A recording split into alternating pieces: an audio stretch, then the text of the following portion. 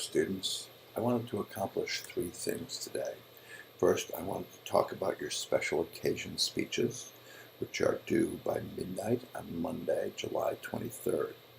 Next, I wanted to talk to you about the fact that you should produce a preparation outline, but I don't want to see it and I'm not going to grade it, at least not for this speech. And then finally, I want to talk briefly about the impromptu speech topics that were posted in Module 3.1. I've created a discussion board for your special occasion speeches, and that is where you are to record, embed, or link to a recording of your speech, your 4-minute speech. You have considerable latitude in how you actually record it and then how you get it into that discussion board.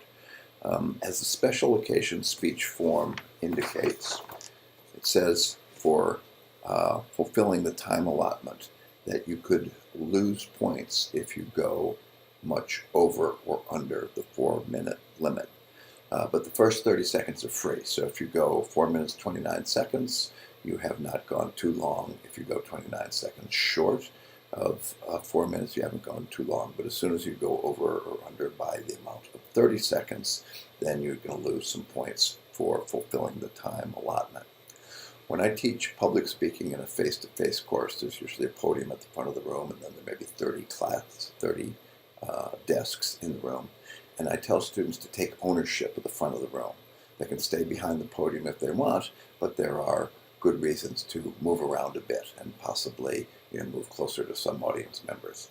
Now, depending upon your videotaping setup, you may not actually have the liberty to move around much. But if you do happen to have someone who is videotaping for you and can actually kind of follow your path across the room, that's something that might be beneficial, but that's really your call.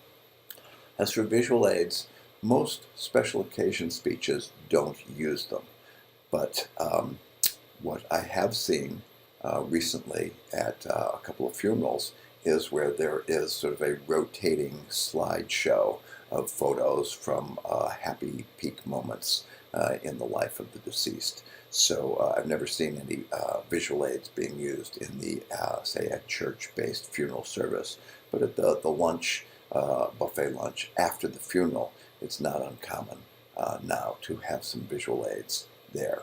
So if you do choose to have visual aids in your special occasion speech, just make sure that they're visible in the recording of your speech. Next, I want to talk about the preparation outline.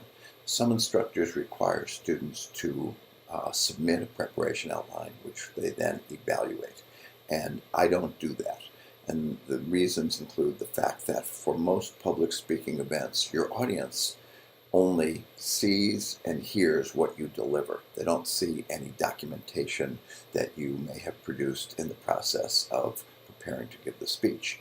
So regardless of how lovely your preparation outline may be, if it doesn't show up in the speech itself because your speech is rambling and disjointed, then it doesn't matter that you had a nice looking outline. So for this one, all I'm going to do is I'm going to evaluate you based upon what I see and hear in the recording.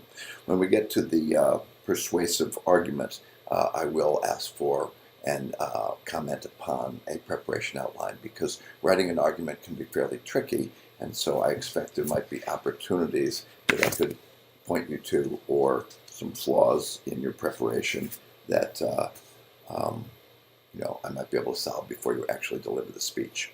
Finally, I want to talk about take a look at that. If you had a chance to take a look at the list of impromptu speech topics, you might be wondering just how that works. And the way that it works is I will pull out of a hat from this list of speech topics. I will pull one out.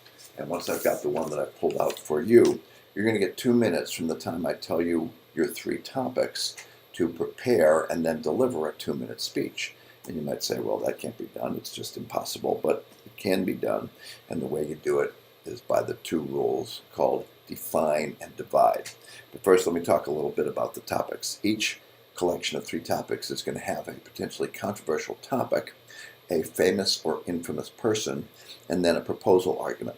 So let's say I had pulled out this slip. It says purebred dogs, Caitlyn Jenner, Should professional boxers be made to wear helmets? So the first thing I have to do is decide which one of those topics I'm going to give a 2-minute speech on.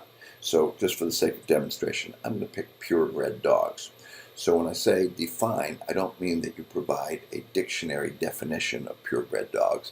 It's more about delimiting what you will be talking about purebred dogs. So in this case, my define step could say, all right,